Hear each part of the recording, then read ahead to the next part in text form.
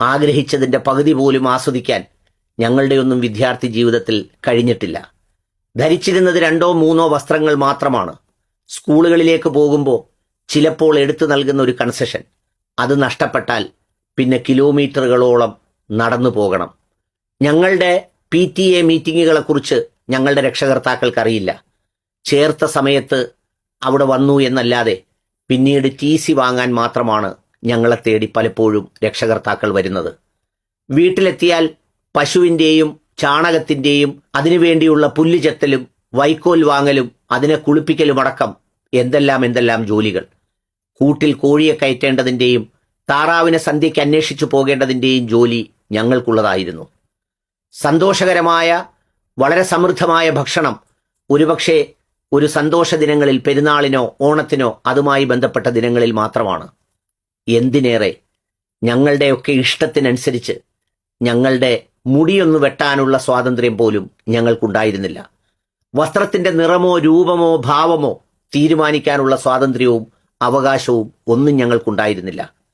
എന്തിനേറെ പിതാവിൻ്റെ ഒരു ഒച്ച കേട്ടാൽ, ഒരു ചുമ കേട്ടാൽ പട്ടാളമിറങ്ങിയ നാടുപോലെ നിശബ്ദരായി ഒതുങ്ങിയിരിക്കേണ്ട സാഹചര്യങ്ങളായിരുന്നു വീടുകളിലൊക്കെ. ഞങ്ങൾക്ക് ഒരുമിച്ചിരുന്ന് മാതാപിതാക്കളുമായി ദൃശ്യമാധ്യമത്തിലെ എല്ലാം കണ്ട് ആസ്വദിക്കാൻ അവകാശമുണ്ടായിരുന്നില്ല.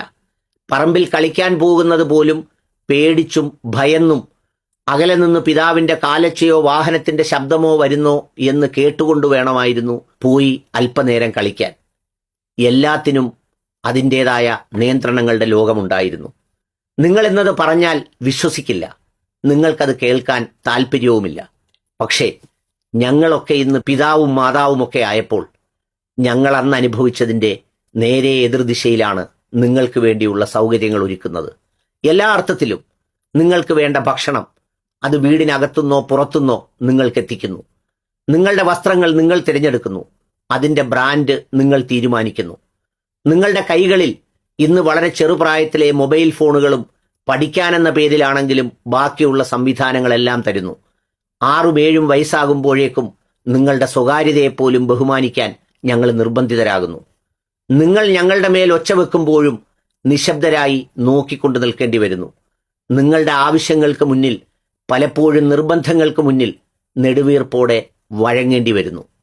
എല്ലാ സൗകര്യങ്ങളും എല്ലാ അർത്ഥത്തിലും നിങ്ങൾ ഒരുക്കിത്തരുന്നു. ആഴ്ചയിൽ കുറഞ്ഞത് 3 ദിവസമെങ്കിലും നിങ്ങൾ ഇറച്ചിയോ അതിൻ്റെ വിഭവങ്ങളോ കഴിക്കാത്ത ദിനങ്ങളില്ല. നിങ്ങൾ ഭക്ഷണം കഴിക്കാത്തതിൻ്റെ പേരിലാണ് നിങ്ങളോട് വഴക്കിട്ടിട്ടുള്ളത്.